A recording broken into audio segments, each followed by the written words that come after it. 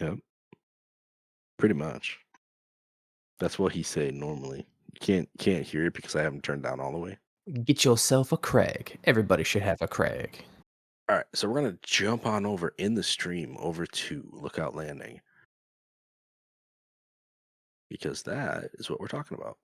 And guys, if you're looking for names of NPCs, look somewhere else. I remember two specific names other than like Pyrrha, and Robbie and Joshua. Those are like the main ones. I got a couple more. Joshua. And then I have two more after that I thought were hilarious. But like the leader of the Zonai scouting team or whatever, I have no idea what his name was. I got you. Oh, and for the sake of this recording, I think I'm going to go ahead and mute the game, which is going to be a little bit odd for anybody coming into the stream. So I apologize for that, but we do not need game audio for what we're about to do. We just need our voices. Hey. Check, check, check. I'll be the game audio. You're doing what now? I'll be the game audio. You'll be the game audio. Even though you can't see the game. So this being episode 55, I believe it's Cam's intro as well. If I wanted this to be really authentic, I would jump off of the Temple of Time. Radio voice time. Radio voice time? Radio You're voice listening time. to A4NB4Y live. Which kind of radio voice are you doing?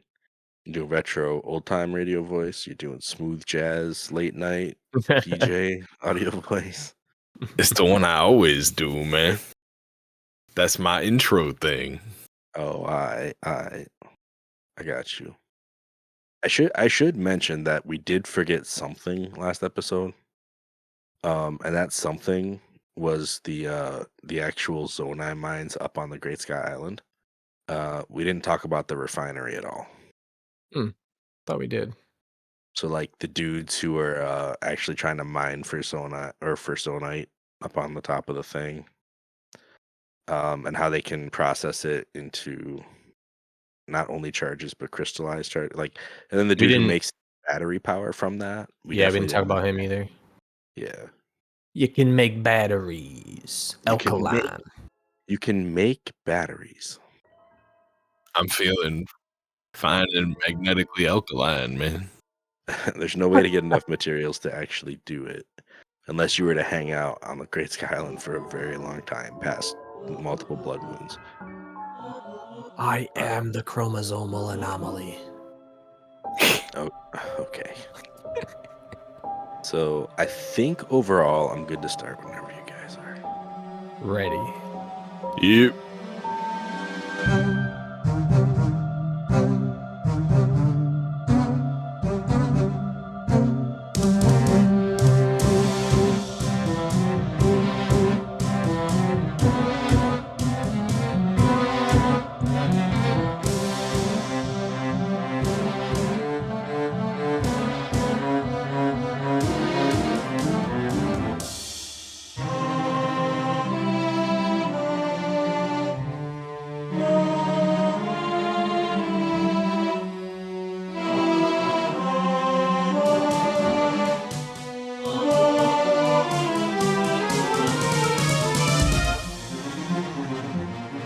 Welcome to A4NB4Y, the Zelda theme podcast that's currently diving into the new release of Tears of the Kingdom. The last episode we covered the beginning area of the Great Sky Island, and now we're diving down to the first major city where we're going to meet some important NPCs, Lookout Landing.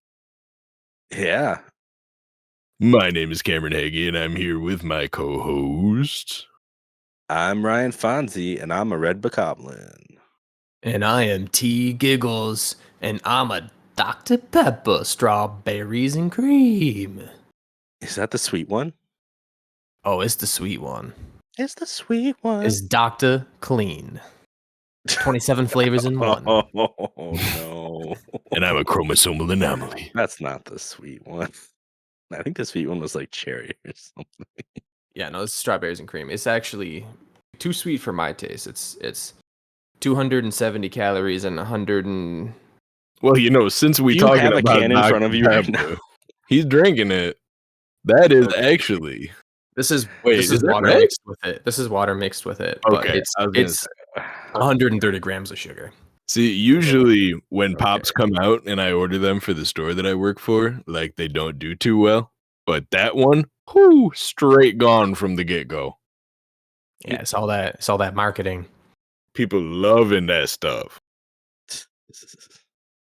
Listen, Dr. Pepper is an interesting animal in that it's not apparently owned by Pepsi or Coca-Cola, and I always ask myself that whenever I think of Dr. Pepper. I'm like, wait, which group is that? It's neither. They're their own thing. I don't. They They're somehow just managed to crack cruising. the code and be like the third soda company. They're just cruising, man. They're just cruising. They're riding through life, enjoying it, doing what they want, coming out with flavors. Yeah, apparently they get to choose who they're distributed through in certain areas. Some places it's Coke, some places it's Pepsi. In our area, it's Pepsi. We're doing really great at our podcast so far. We are. Welcome to the Dr. Pepper Theme Podcast. I'll learn about all your Dr. Pepper themes and facts. It's just we didn't even make it past the intro before we found a tangent. All right. So, like I think we said in the intro, we're talking about our first steps in Hyrule here. We got off of the main plateau. We did our big old dive into some water, right? Or onto the land if you so wished. Yeah, I mean, landing on land now is detrimental to the health of Link, but you could have, I guess. Or if you're really good, you might have been able to just land on a tree and start climbing it. That sounds bonkers. I saw a video of a guy dive off of an extremely high area, or maybe it was just the tower, and they went shooting down into Lookout Landing and somehow went into the hole in the center that we're going to talk about and caught the ladder. Yeah. And lost all bonkers. of their Wow. downward momentum immediately. Just straight That's up like incredible. Jason Bourne Zelda. It was I pretty can't. incredible. Okay, well, if you're a regular player, casual even one might say, you're gonna be looking for water. But we were given a pretty clear, what do they call it? A nudge in gaming terminology to head towards this tower. We get a whole voice from Zelda that's like, "Link, you must find me," and it shows the tower at Lookout Landing, which is almost to indicate Zelda's trying to tell you to go there, as if you're gonna find her there. Spoiler: we're not. We're not gonna find her there. So I don't know what that was about, other than the game trying to get us to go there. I've heard rumors of people just neglecting to listen to this nudge, and when they hit the ground, they just go randomly running off in the wrong direction. And the reason that you wouldn't want to do that is because Lookout Landing is actually where you get a lot of key information in the game, as well as a paraglider. So if you go running off, you can actually accomplish quite a bit in this game without a paraglider, but it is not going to be as convenient. So in my playthrough, without knowing that, I still just followed the nudge and headed over to this Lookout Landing. Same. I don't know. Yeah, I don't know if you guys had any other experiences. I know nearby where you land, there's some random building materials. So I did take some time to play with those, but that was just to build a vehicle to make my way to the landing. Yeah. I built a straight up Lego vehicle and then I drove it. Well, it was like a hill, and I remember I just kind of crashed into the dude who's standing out front, who's like, "Link, is that really you?" And I just completely crashed into him. Because like you Oh, don't man. get like there's like no devices to steer yet the vehicles, so they kind of just do what they want, and so my dude just went right into him. He was fine Yeah. though. No Link's critical gone bad, injuries. man. He's taking out the villagers. The NBCs are pretty tough. They can usually handle stuff like that. Yeah. But yeah, I mean, we get our way. The landing, if I had to describe it, since I'm staring at it out of my screen right now, it's a fort built with kind of hodgepodge planks. Like they're not cut to a standard size. And it's surrounding it's almost like the fountain on the way in to Hyrule Castle, Hyrule Town. I mean, I don't know if the actual It's not actually the fountain. The fountain's up on Central Square, I think. Oh no, this used to be the fountain for sure. So they built a fort around it and actually got rid of the fountain, Rip which is fountain. interesting. Rip fountain. They dug it out. They're using the plumbing system that used to be for the fountain as a bunker. Pretty much. Yeah, and everybody is kind of set up here in response to this great upheaval. Like everybody that you talk to is talking about the upheaval and how it just happened. And you and Zelda have gone missing. They're so happy to see you, but they're all confused. Like, hey, where's Zelda? If you guys were together when you left, you're back. Where's she? And you can't really explain it to anybody, like any of the casual NPCs. Like they don't. I mean, they might mention like, "Oh, she's not here with you." Okay, so we got to find her then. And they actually have like crews that are looking for her actively, looking for both of you actually. Like you coming back was a surprise. So this fort was built in response to the upheaval, which was, the castle going up and into the air. I guess some other things may have gotten lifted or torn apart as well. Monsters are attacking everywhere. And the Sky Islands, which did not come from the ground, they were actually just already up in the air, became visible. So everybody's just freaking out. There's gloom everywhere. There's all these chasms that are coming up out of the ground. World's got problems, and they deemed it the upheaval. And if you take a look at any of the guards' weapons, all of the weapons are just tarnished beyond belief. And they're just degraded. Yeah, they all forgot how to care for their weapons. Yeah. All at the same time. Cross Hyrule. Right. Did either of you guys go to the bunker first, or did you go talk to Pyrrha first? Oh, Pyrrha. I had no clue where Pyrrha was, so I think I talked to the guy, the scorpion guy in the middle. Oh, yes. I know who you're talking about. I'm actually standing right next to him. Scorpus? Yeah, Scorpus. I talked to him first and kind of did that stuff because I didn't know where Pyrrha was at first. Yeah. And I don't know does he tell you about the bunker? I mean, the bunker is pretty cool. We can go over that, but I thought maybe we talk about Pyrrha first. I didn't find out about the bunker for a while. No, the bunker's not open in the beginning, I believe, until you talk to Pyrrha. Oh, yeah, okay. So it's kind of like when you first got into Hiteno and Breath of the Wild, and everybody was like, yeah, up the hill, there's some craziness going on. You should go check that out. And they're all directing you to go meet Pyrrha. Then it's like the exact same scenario. You get into this lookout landing, and all of the characters are trying to direct you to go talk to Pyrrha again, but this time by name. They're like, yeah, Pyrrha's been like running this whole operation. She would probably like to see you as long as you're back and here and everything. So they all direct you over to the little research lab-esque place. It's pretty cool. I just found out just now that there's a periscope on top of it that you can actually use to look at the castle. So that's fun. I didn't realize that, but that's cool. But before you can make it that far, the second you get up onto this little wooden boardwalk, and I think once you get to the Hylia symbol that's like drawn on the ground, you get a cutscene of Pyrrha coming out of her lab. No, Joshua or Josha, what's her name? Joshua. I've been calling her Joshua. Oh yeah, she kind of sees you and she's like, Doctor Pyrrha. Oh The dude is back. The one dude with Zelda. Like she doesn't even call you Link. The dude, that one She's guy. like, the swordsman's back, Pyrrha, and then she is like, oh, you hear like me? Crash her way over to the door. The door slides open, and there, standing in front of us, is a 20-year-old Pyrrha.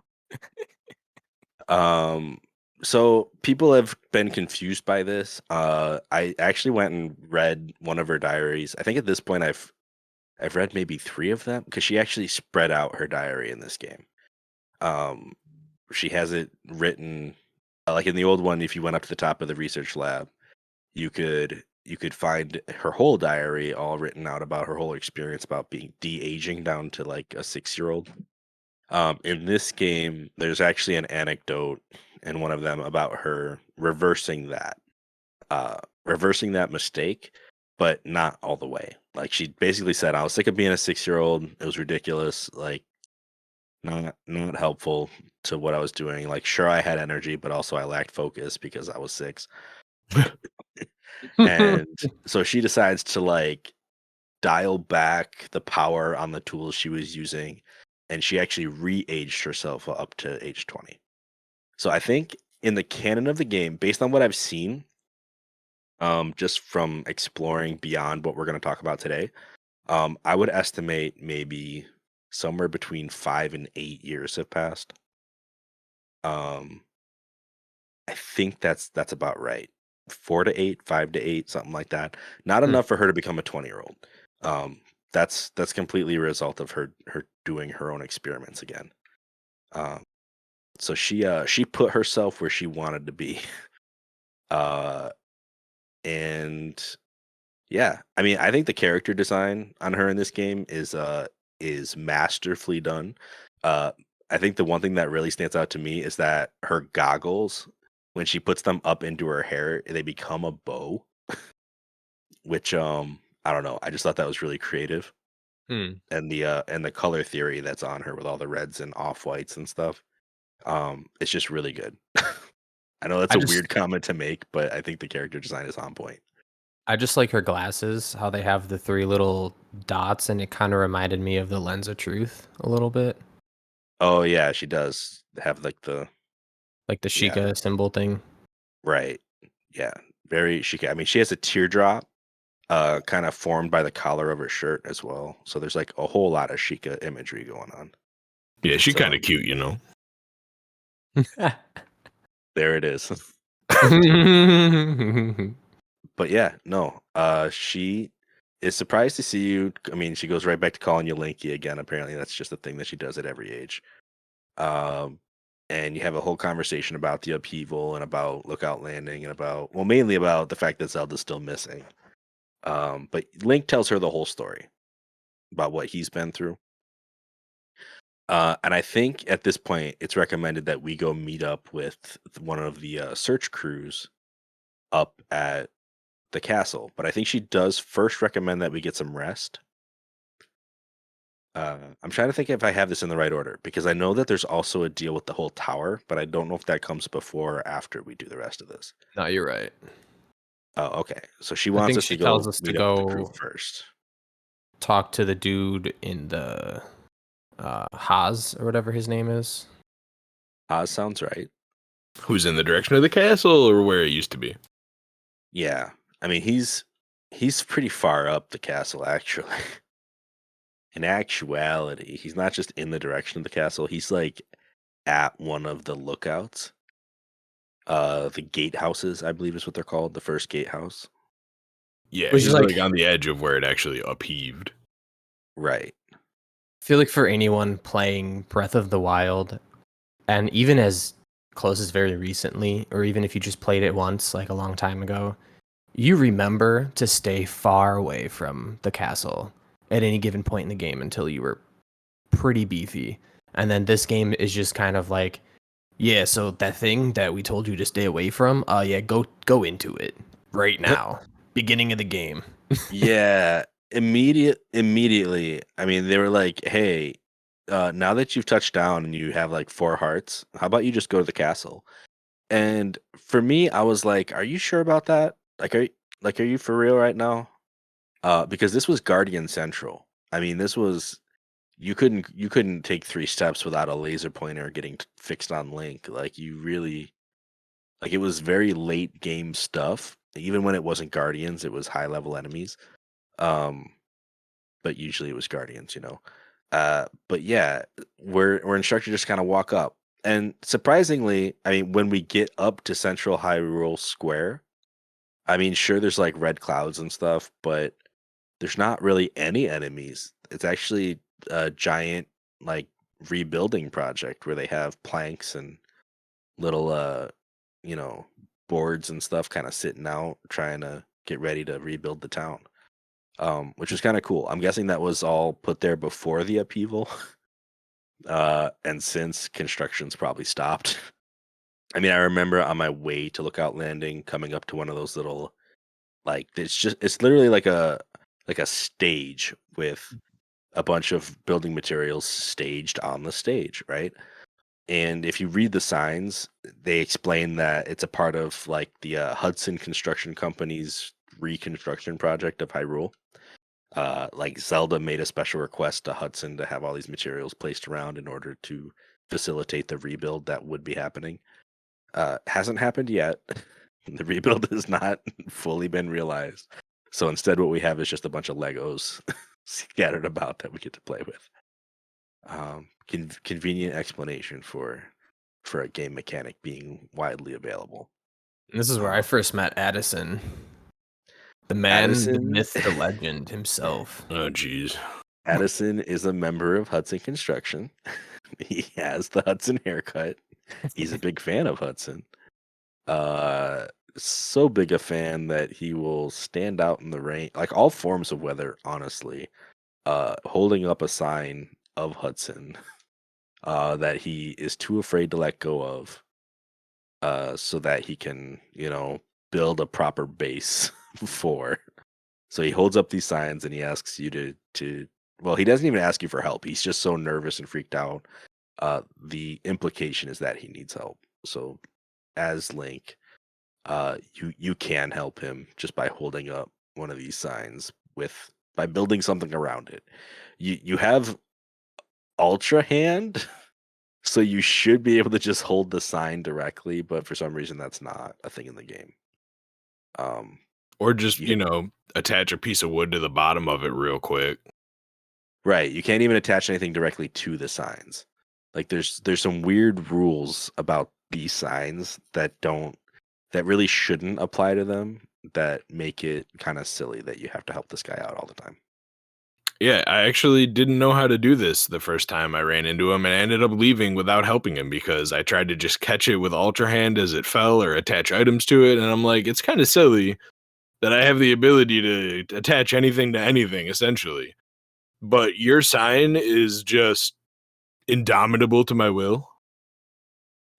I can't do anything to your sign. I can't affix something to the bottom for you. I can't just catch it as it's falling and hold it for you. So I just left.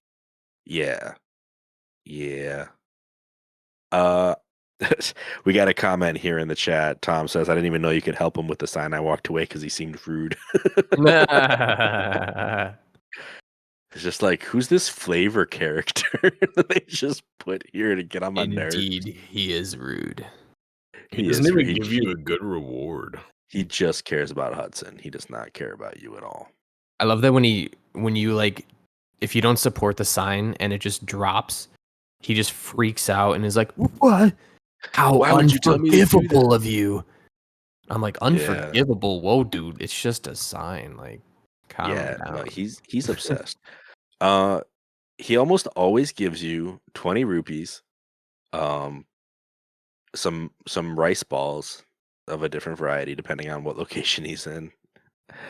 And Aaron Hughes, thank you for the like on the stream.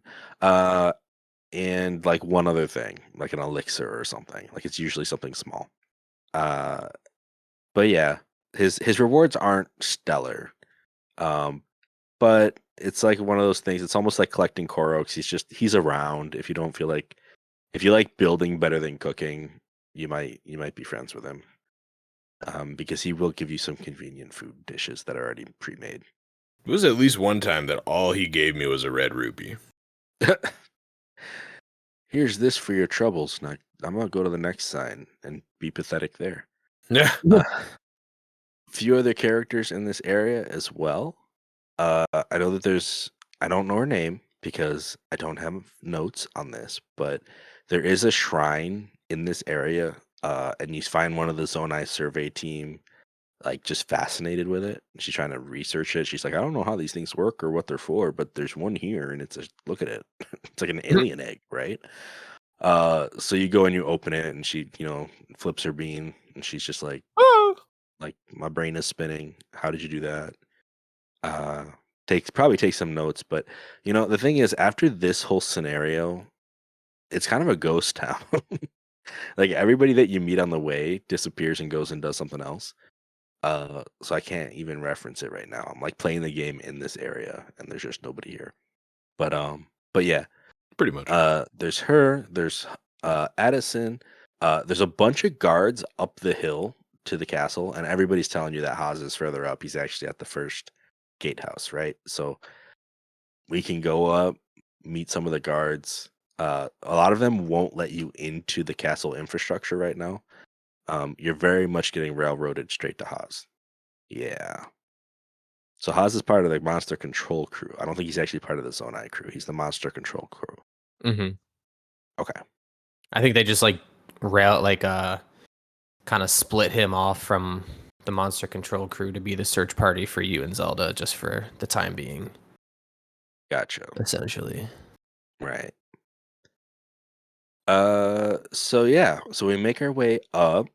I mean, it's a pretty straight path. I don't think there's anything too eventful on the way. I mean, there are toys. I mean, at this point, it was so early on in the game. I remember trying to build carts that would get me up the hill.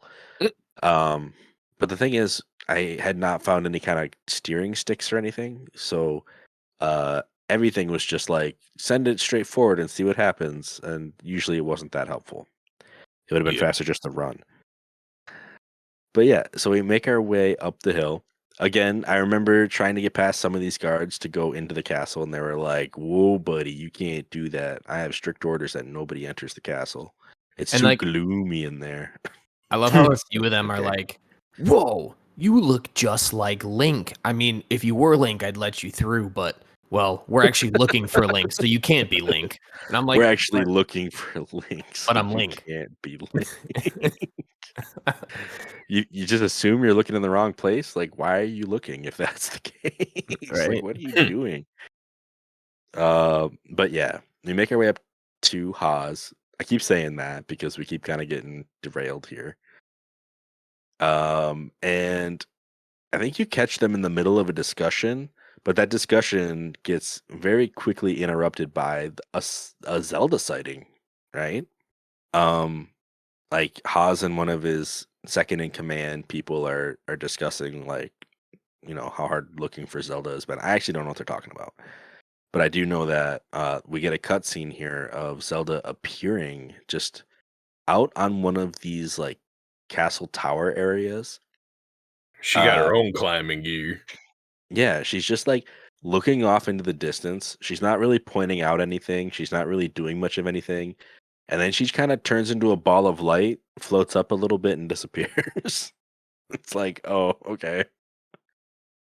I guess she's just making appearances from the past now or something. Like she's just wherever she is, she somehow has a way to send images of herself is almost how it comes across to me. Like she's not really there for you to talk to. She like had some kind of plan for people to see things at certain times. Mm-hmm. And this is one of them where she just kind of appears and then disappears and everybody freaks out about it. This is one of the first names that I remember aside from like the main characters. Because not only does Haas and his like first mate see it, right? But if you walk just across the way, like there's like he's they're on like one corner of this lookout.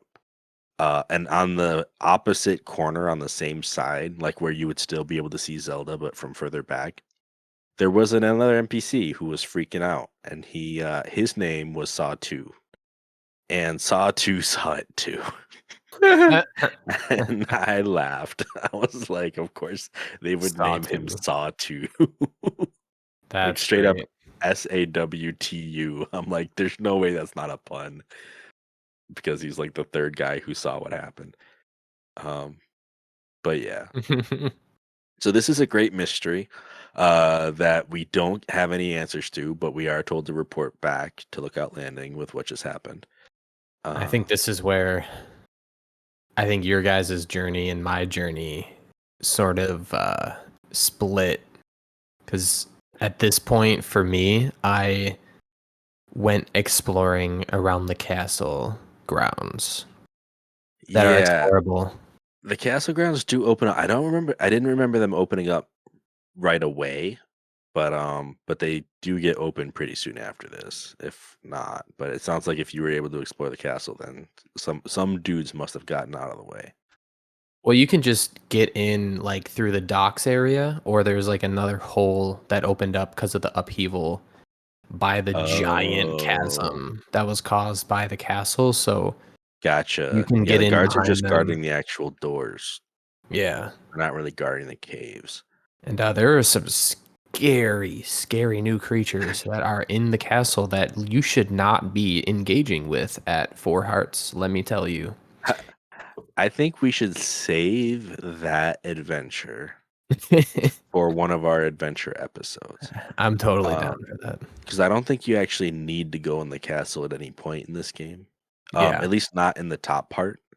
I think that there might be some stuff in the chasms down there and whatnot, because that's, where the beginning of the story happened. There is a tomb that I just came across again, but I remember coming across this when I was actually playing it the first time. There's like a tombstone out in the central Hyrule. And it actually has written on it, "I dedicate this monument to the memory of the souls lost to the calamity," signed by Zelda. So that's another cool little detail about this portion of the game. If you come across that, it's actually right by Addison. It's like right across the street from Addison. So if you know where Addison is, you can find this tomb. It's probably not actually a tomb; it's just like a monument. But that's there as well. So yeah, cool stuff up at the castle. A little bit unexpected. I mean, to even be asked to do that, but I think that that's a really cool way to keep the player uncomfortable, right, on their toes, like not feeling like the game is predictable anymore. Which, I mean, they've already been doing a great job at, but just to show how much the world has changed, they're like, oh, by the way, the super dangerous areas aren't necessarily super dangerous anymore. You really don't know what to expect, what's around what corner. Pretty much. So we come back to the landing. We talk to Pura about the happenings up at the castle. I mean, everybody kind of has the same reaction about this whole sighting. Is like, yeah, that's really weird. We don't really know how to explain that. What's happening? Like, why would we see her? Why would she disappear? I think very soon after, though, we do get word that there have been other sightings around Hyrule, and I think this might have come from the Pelican guy, right? Pen. I don't know if this is actually Yeah. from Pen. Mm. So like, Yeah, I think she tells us about that. And she tells us about the Skyview Tower as well. right. And the what the bunker? What's it called? I don't remember what they called the bunker. I could probably jump down in it and see what it's called. It's called the emergency shelter. There you go. So yeah, she tells you about the emergency shelter because she recommends that you get some rest before you go on to your next thing. And there are beds inside the shelter.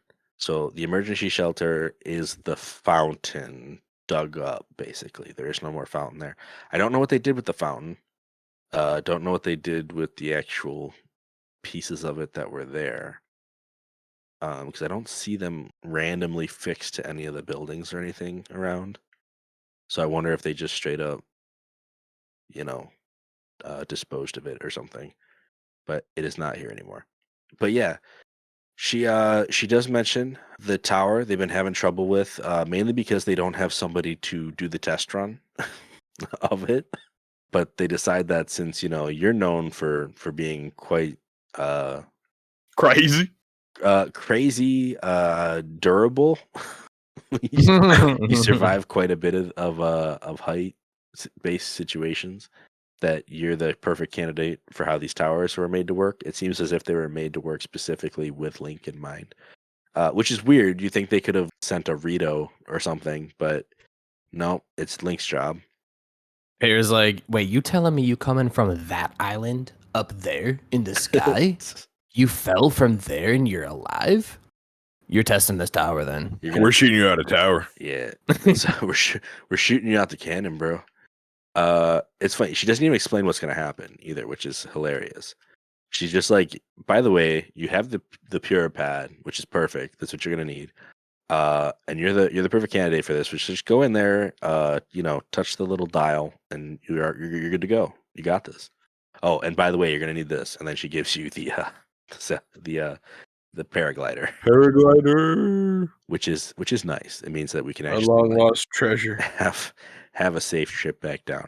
It's such a weird, like, unceremonious gifting compared to like all the work you had to do in the first game. And well, in Breath of the Wild for it, Right. she's just like, "Oh, by the way, you're gonna need this here," and just casually hands it to you. But yeah, we go into the tower. Some guardian arms kind of pop out of the floor, and hook us up into Link's not about the that. situation. I mean, I wouldn't be about that. First time this happens, Link is like, "What is the?" Right. I Also, mean, like, he probably has PTSD. Like, you just throw him in there and be like, "Oh, by the way, this works with guardian parts. You remember those things that used to like rip you to pieces?" Yeah. Well, yeah, and like from the trailer, because you see this happen in the trailer, and it just led me down this path of believing that this was like a critical moment, like a bad part of the game where arms just come out and like grab Link and do who knows what, and come to find out that it's just like how you know, Discover the map.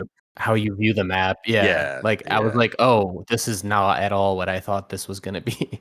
right. So the system that they landed on for whatever reason was that they were going to shoot Link up into the stratosphere, with the equivalent of like a cell phone camera, so that he could scan the topography of the area.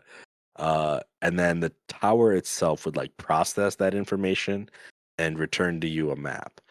So you shoot up into the air. Link pulls out the pure pad, just kind of waves it around like a dingus. You see, you see. I mean, listen, it's a beautiful cutscene. It like somehow actually rivals, the tower, the towers lighting up in Breath of the Wild.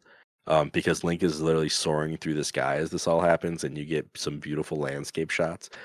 But the whole process is very silly. He waves around his camera. You can actually see like the scanner like looking at the ground, I guess. And then you see the cord that was attached to the Pura pad.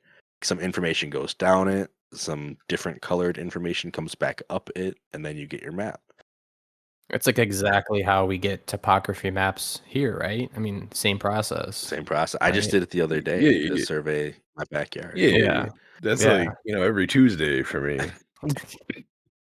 But I like how the radar, the way they visualize the radar scan looks like the tractor beam out of like a 1980s alien movie. Yeah. It's great. It's like, reverse, I can't. They're pulling us in. Yeah. What do we do, Captain? Yeah, it's very silly. So we get our first section of map. It's like Central Hyrule. It's pretty much the hardest one to get in the other game because it used to be surrounded by guardians. But in this game, it's the first one that we get as they are rebuilding Hyrule. So really cool, flip the script kind of deal. And when we come back down, we can go check out the emergency shelter, right? Don't you also get shown the rest of them around? Like, you get like a sweeping shot showing all the lights coming off the top of the other towers across the land? Probably. You probably do. I mean, listen, I played this a long time ago. Yeah, me too, my gay. Same night. Oh, no, Cam. You're right. Don't they like shoot stuff off the towers when you do that one? They do like fire show show or yeah. something, right? It was Like the a big fireworks flare. show, yeah. And then that brings your attention to all the lights on the other towers. Yeah, that was it. Yeah. Right. So all the towers are now available, just like with the other one. The first tower kind of lights up the rest. I say just like the other one, just like Breath of the Wild. The other open world Zelda game. The other open worlds. Whenever you hear me say the first one, what I'm talking about is Breath of the Wild, because this is a direct sequel, and I just kind of think of them as their own little mini series. Yeah, just like The Legend of Zelda on the SNES, where they shot you out of towers to get those topography shots, my gay. Yeah, exactly. But yeah, down in the emergency shelter, there's a bunch of different dudes we can talk to. This is the second, because Pure originally told us to go like get some rest. So one of the first things I did was come over to the beds, and there's a dude who's sleeping like pretty much continuously. Guess what his name is? Sleepy? Drowsy? His name is Nappin. Slumber. Nappin. Nappin. So like there's a pretty serious naming convention. It's not everywhere, but it's enough where you can tell that there's a certain person who was given authority over names, had some fun with it. There are some more missions later on in the game where this kind of thing will happen again, where the names are just like hilariously exactly what what their character is about, what they do. Uh, but yeah, Sawtu and Nappin were the two that actually made me laugh during this whole section of the game. Yeah, I didn't even pick Sawtu up when I know I talked to him because he was the third guy on that platform, but the name didn't like strike me until you said it. Yeah, I gotta be on the lookout now. It's pretty funny. There's a later character I want to bring up this naming convention for. Is it Haggy? No, it's not the person named after me. Down here, there's also a character that stood out to me who is Kosi, Kosi. He's constantly like trying to fix up some armor. It looks like he's trying to fix up some soldiers' armor, but he also has like some diminished weapons just kind of sitting around that he's pretty much told you can take if you want. They're not really useful, or not valuable. Like he's clearly someone who either was a soldier, probably classically trained, but just is not happy with the way the upheaval has degraded all of the weapons. The first time I ever found a weapon that wasn't degraded, I brought it back to him hoping he would have some kind of reaction to it, but he did not. He didn't even notice. He didn't notice it that I just had it the way an NPC normally would. But I also like pulled it out and dropped it in front of him and everything, like nothing. Couldn't get anything out of him. So a lot of the people down here are kind of like that. There's Growlins and Atmos who are both like looking at maps. They are kind of part of the whole monster control crew. I think Atmos might actually be a Zonai person, but let me see. No, Atmos is just a map guy, apparently. But Growlins is for sure got like a war map out on a table, and he's talking about the monster control crew, which is honestly a kind of a side mission, side quest type deal. I haven't engaged with it yet, so I don't really have much to say about it. But apparently, from what I understand, those crews, they're actually like battles that you can get into. Yeah. Yeah, I haven't. Aside from actually the whole clear out this area, and then it gives you, here are the monsters collective health bar. I haven't actually been in any full battles, so I don't know about that one yet. It's actually really fun. There's actually one not too far south of Lookout Landing. Like it's pretty darn close to Lookout Landing. I think it's southwest. It's like I think one of the closest monster settlements. And Captain Haas actually shifted.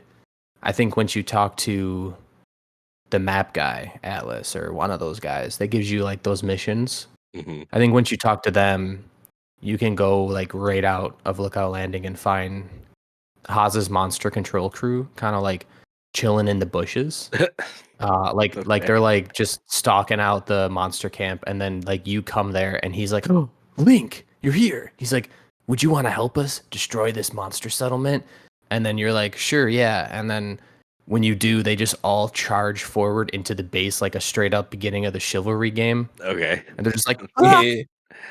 and they have all their weapons out, and then you just have a straight up war. And like, I think there's probably YouTube videos people have seen or shown of like, you can build like a Zonai device for these engagements and like have that go in as well along with all the soldiers, and it just makes it more fun. Yeah, now that you say that, I actually have done one of these, but it's much further out of the game. Oh, okay. And it didn't occur to me that that's what it was at first. But yeah, we can talk about that when we get to it, I guess, if I remember. Also in this shelter is Dion, who'll teach you about cooking. There's Chemo, who will read you the news. There's a statue. There's a goddess statue. There's Jaren, who is Robbie's wife, I guess. I mean, the one from Breath of the Wild.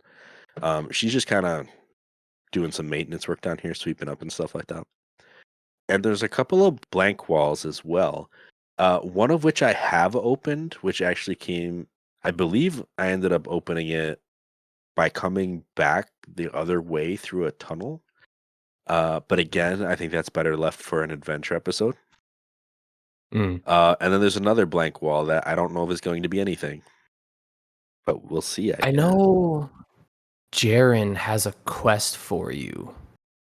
I don't know if it was now or if I came back to the emergency shelter at some point and she had this quest, but she has a quest for you in this emergency shelter that she hears screaming and voices coming from the walls in the shelter. Yeah. Screaming. So she she heard like screams and she said she heard voices and like something's like trying to talk to her to like coax her into the wall, essentially the one that she's cleaning by. And like I did this so like I know what it is, but I don't want to say too much because I don't know at what point in the game this quest happens. I also did this. Okay. Which is why I have that whole like it opened up, but when I came through a tunnel on the other side. Oh, I just went straight through it from that side. Oh, I didn't know you could do that. Yeah. I guess I didn't find it until I explored from the wrong direction. So it's all good. But yeah, that's the gist of the shelter. It's very much like, part of the central effort of, we're exploring, we're discovering, we're trying to like keep monsters at bay. It's basically, the response team to the upheaval. Like this is their headquarters. Outside, you can find people combat training. You can find a shop. Interestingly enough, at the shop, Same clothes. well, yeah, it starts out with just the Hylian set, right? From like you might recognize from Breath of the Wild, like the hood, the tunic, the trousers, that whole thing. But it's the shop actually run by two Lurellan inhabitants, or they used to be anyway. What you find out from that is that most of the people from Lurellan have been removed from their hometown. So Garini and Mubs are here running a shop, and they're so concerned about home because things have just not been going well for the people of Lurellan. So there's a couple places where you can run into other members of that, little oceanside town. And they're all kind of having the same worries, but there is a mission there that you can do later on as well. That, again, probably going to end up as like an adventure episode, not necessarily this episode. Yeah, and I will say, as you go through the game, they do expand their business a little bit as well. Oh, I didn't know that. I might have to check back. Yeah, there's some stuff. I mean, the thing is, most of what they end up carrying will be stuff that you've already seen, and it's not comprehensive. It's just, it's like the more you discover in the game, the bigger their shop gets to just kind of reflect that. It's interesting, but again, they don't like become the hot spot for shopping or anything. They just, it's more like a marker. Hyrule Market. Yeah. In fact, I think this whole place kind of develops as you play the game, which is really cool. Like I'm hanging out here now, and I'm just seeing that there are NPCs that were not there when we first got here, and I'm avoiding talking about them currently. But I guess what I say, this is also a development project, which is really cool. I might have to check back. Robbie's here. Yeah, he is. Yeah, I was gonna say one other place you can check out is Robbie's. I think it actually belongs to Joshua. I think this is Josha's room, like this where she's doing all of her research, but Robbie's here helping her. Robbie eventually will go back to one of the other research labs around Hyrule, but for now he's here helping out Joshua. And he wants, well, actually, Josh is the one that wants to go into the depths. Yeah, which we haven't even mentioned until now, but now would be the time because they actually do have a mission for this here. And here's what I'll say. at this point in the game, we've done a ton in the depths, and there's actually one huge, like, early mission that is connected to this, but I actually think that'd be better for next episode. Like not just any adventure episode, like our next episode is an adventure episode. And I think that that would be a perfect candidate for that guy. Because you don't have to do it. There's nothing telling you to like really urging you to do it. Yeah. Yeah, and I I definitely missed it, and I don't think I did it for a while until after you guys did it. Yeah. So Yeah, it was not my first introduction to the depths. I'd already gone down there on my own. yeah. So I mean, if you want, I can do just a quick rundown of what happens here at the very intro of this concept. Because Joshua wants to go to the depths, and she has a little piece of like a plaque that they found. That was I think they actually found it in the depths. Like they had like a team go down just once, and find this little chunk of a mural and bring it back. And she's like totally nerding out over it because that's what all the researchers do in this game. I mean, she's actually got. It's funny you see like chunks of zonite and some other things that were pulled up from the depths, including what appears to be a statue that just says pose when you try to talk to it. Yeah. Because apparently you can pray at the statue, but it just says like pose ...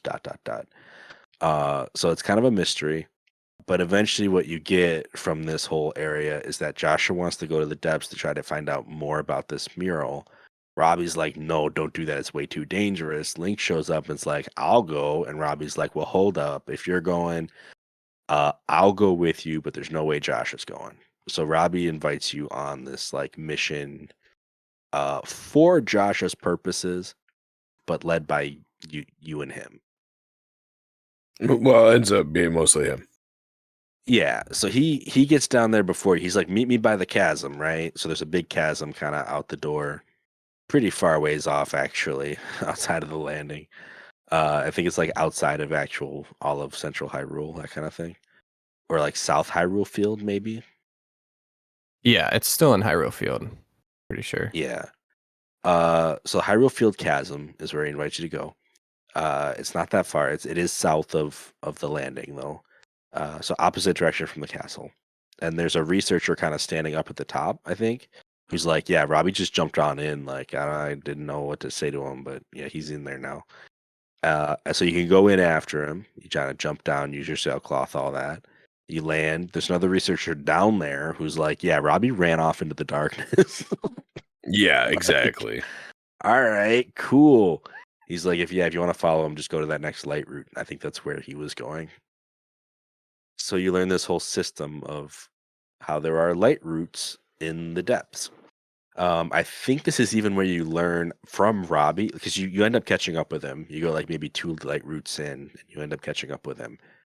And he mentions how the light routes have some kind of connection with the shrines up above, but he doesn't know the nature of it. Like he doesn't know exactly what that means or how it works. But I'm pretty sure he makes some kind of mention of that.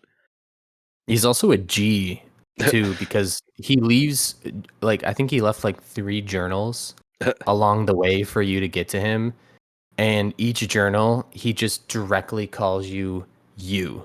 He's like, hey, when you, and it's like capitalized in the text. He's like, get here. You need to remember that like this, these light fruits do this. And he like tells you like kind of how to navigate. Yeah. If like you couldn't figure it out. And I'm just like, oh, wow. Yeah. Like I've already explored so much of this. This is useless to me, but I could see how if that was your first adventure, right, that would definitely be helpful. And for me, like it was the first time I went down there, just because I found the mission to do so, and I was like, all right, I guess if they want me to go down, I'll go down. It makes sense to me. Very Noxtella moment, right? Like jumping down to the chasm and seeing a whole second Hyrule underneath Hyrule. Basically, I mean, and that's not necessarily discernible yet. If this is your first mission, you only see like 2 light routes, and you're like, oh, okay, so like they got some cool network of underground whatever. But it is more than that.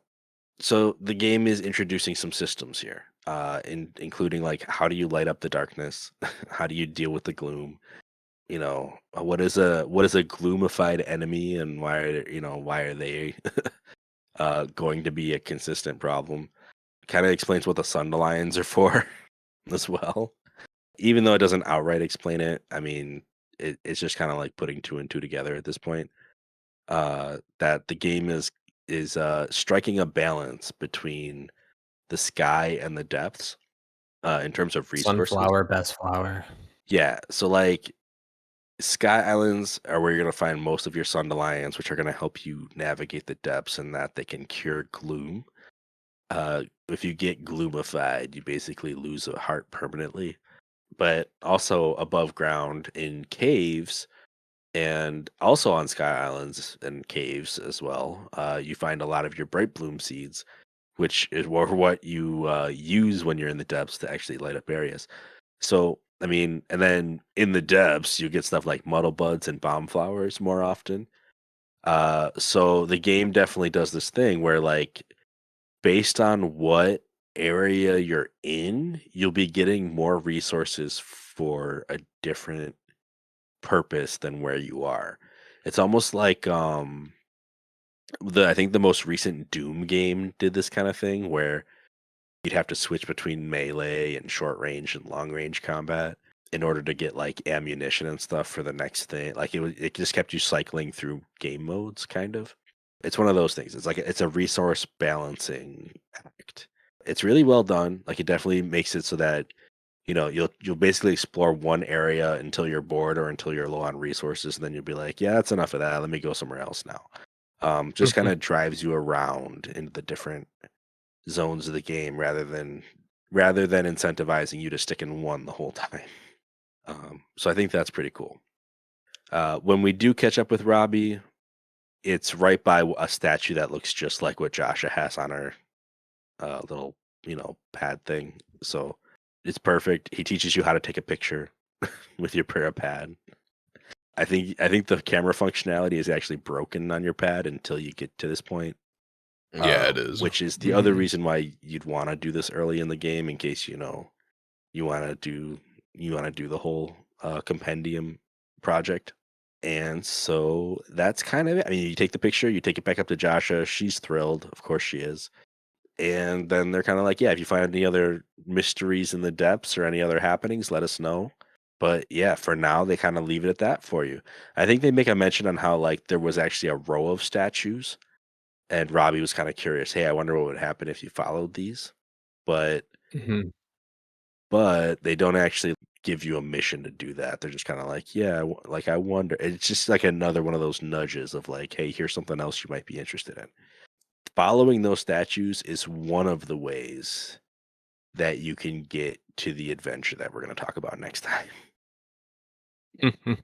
What an adventure it is. Yeah. But that's the first depth encounter that I had. You know what I find very annoying? When I got back to the Josh's lab and she has those zonite chunks just sitting there in the table. And I tried taking them and she Those are for freaks out at research you. purposes. Yeah, and I was like, girl, I have over 300 in my pocket right now, my pocket dimension, that I could just give you. If I could just let me borrow these. Like, you could have 100. I have like hundreds. You could just have them.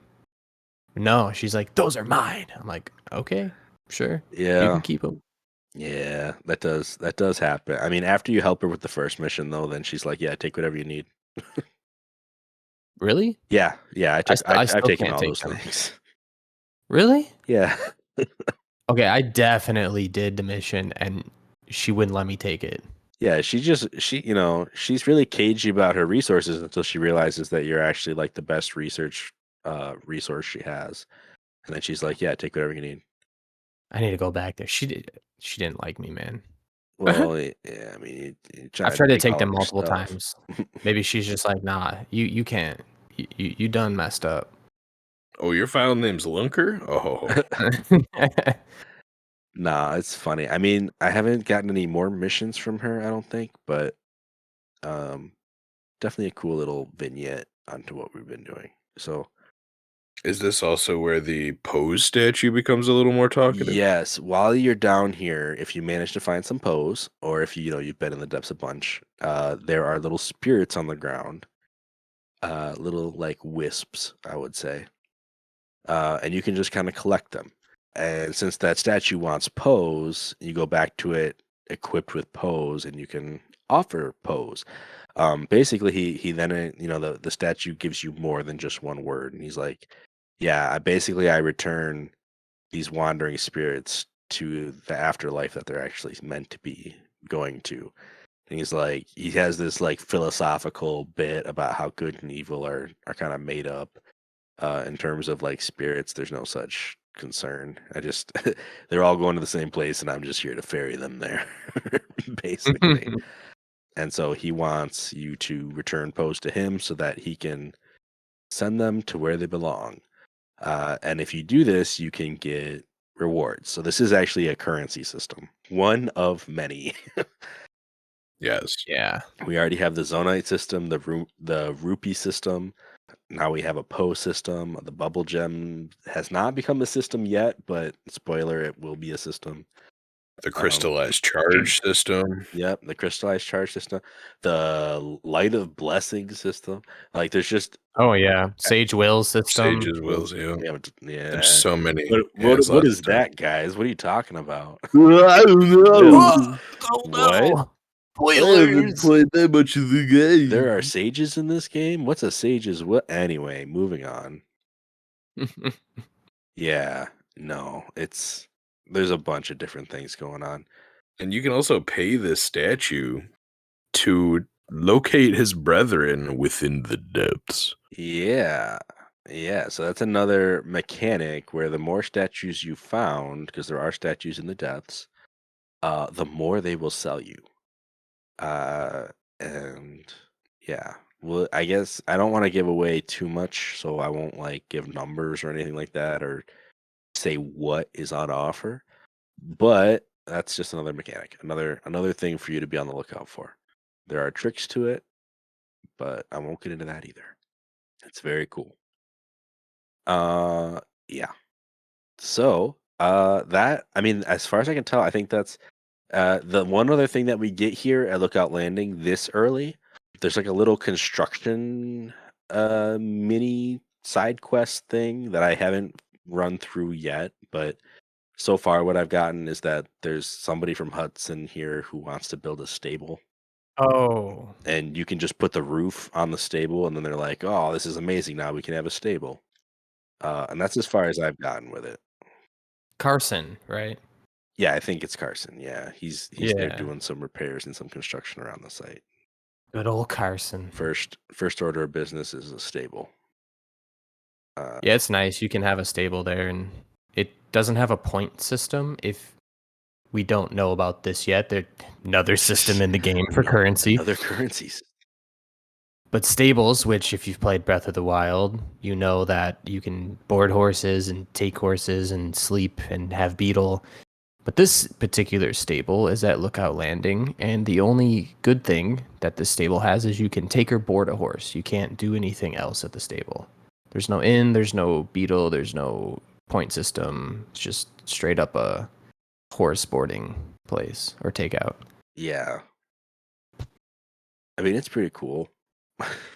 Yeah. It's not, and it's funny. It's not the only one like that. I mean, there's just like pseudo stables. I mean, there aren't a ton of them. I'm not going to say that like I've found a bunch, but I know there's at least one other one that we'll get to, where you can just kind of like stock one horse or something. Like it's just interesting, what you're able to do in this game. Very cool. And then we can find Penn at the tower. And Penn is a member of the Lucky Clover Gazette, which is the newspaper system, kind of like how Tracy used to have.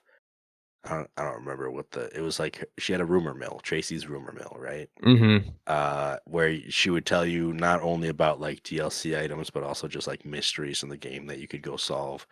Fun little side quest. You could actually meet Tracy in the game. She's still in this game. And the Lucky Clover Gazette The first person we meet from it is this guy Penn, who is a pelican type Rito.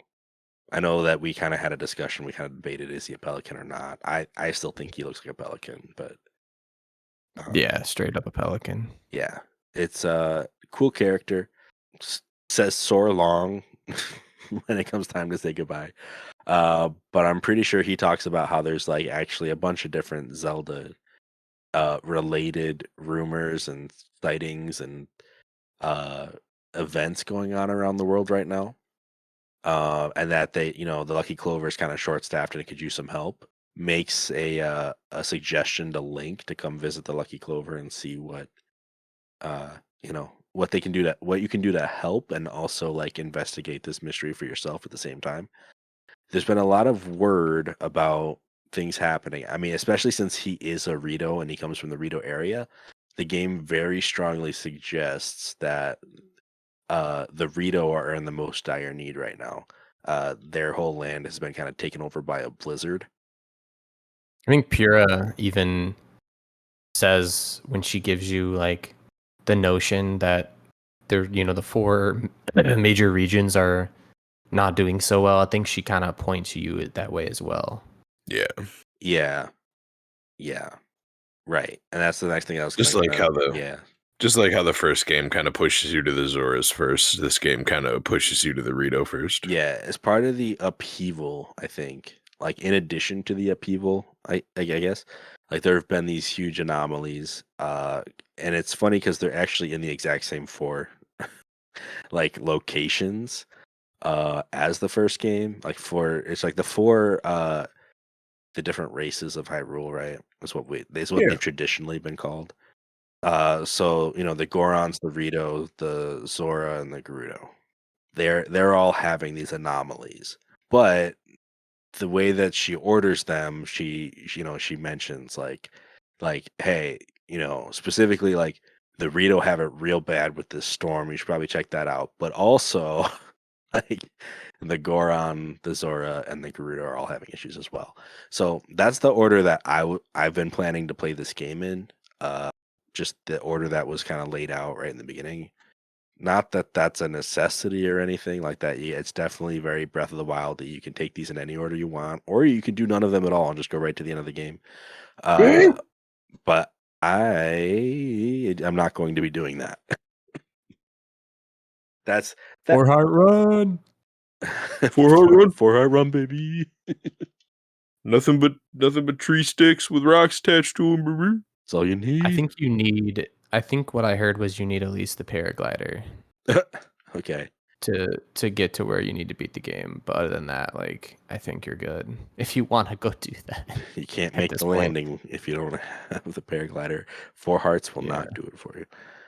I just found like an underground ocean. All right. So anyway, this is the first time I think I've actually tried to do a podcast while playing the game actively, and I got very distracted just now. So yeah, so we learn about the 4 anomalies, and we're kind of sent on our way. And for me, the very obvious, like this is what the developers would like you to do to get the full great like first experience of the game is to head up northwest towards the Rito.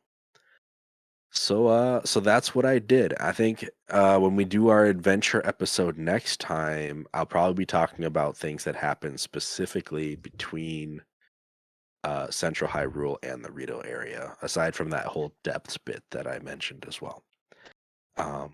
So yeah, it should be a fun time. So the way this, I mean, is there anything else about the landing we want to talk about before I get into next episode? I think we covered it. All right, so Yeah. that is like the first impression of Central Hyrule. I mean, it's really cool that it seems like they're trying to, actually rebuild, make something of what they have.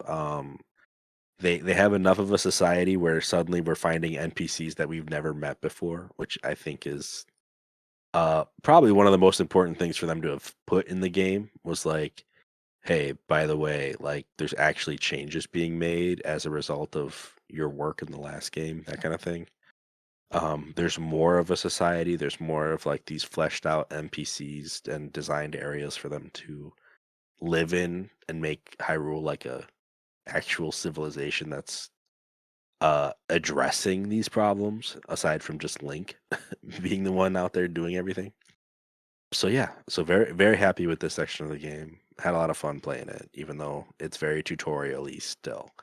We're just about to get out of it, and quite honestly, we're not quite out of it yet.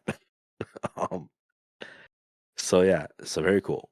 For next episode, we are doing what we are calling our adventure episodes, which we don't have a main theme for, in a sense that like we're all kind of coming in with different stories, different approaches to the game.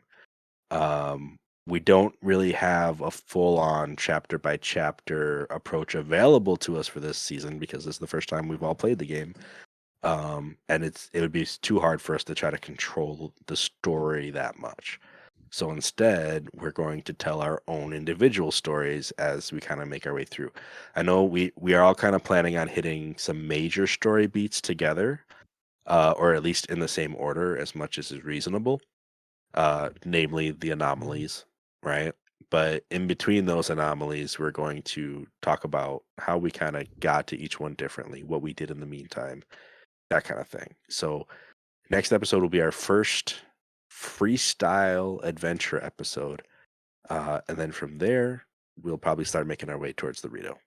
But yeah, hope you all enjoyed this episode, and I guess I'll just tie a bow on it. Thank you so much for coming and listening to the A4NB4Y show. I know this is like our first live show. We did this for the Linktober Creator Con 2023. If you're listening to this years in the future, that's an interesting timestamp for you, I guess. It doesn't mean anything. It's just we don't really do live recordings for the most part. I think it's the first time we've ever even tried it, and it went overall about as smooth and or smoother than I thought it would go. So maybe we'll do it again in the future. I don't know, but yeah, I'll stay. can't wait for the next episode. I hope you guys can join us for that one as well. And yeah, if you want to reach out to us, you can on our website, A4NB4Y. It's like a Wix site. The link will be in the description, as always. But yeah, definitely reach out with your own experiences of the game, any kind of comments, critiques, whatever. Just go right ahead and contact us there. But yeah, hope you all have a good few weeks, and we'll catch you on the next episode of A4NB4Y.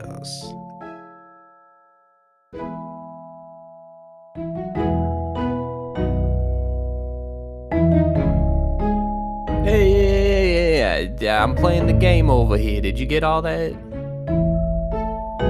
Gabagoo.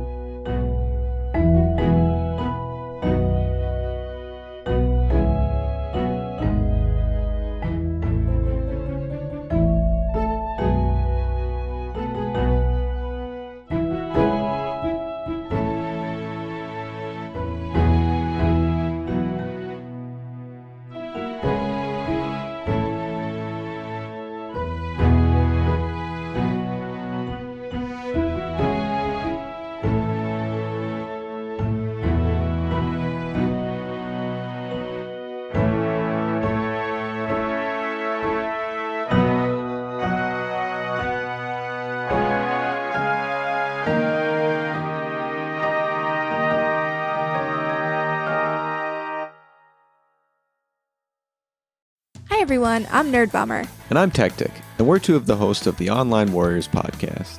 Our podcast started as a way for three best friends to keep in touch and discuss their nerdy hobbies like movies, gaming, tech, and more.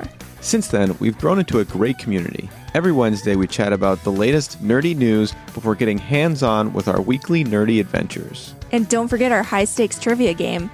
Come join the fun at onlinewarriorspodcast.com and every major podcast platform.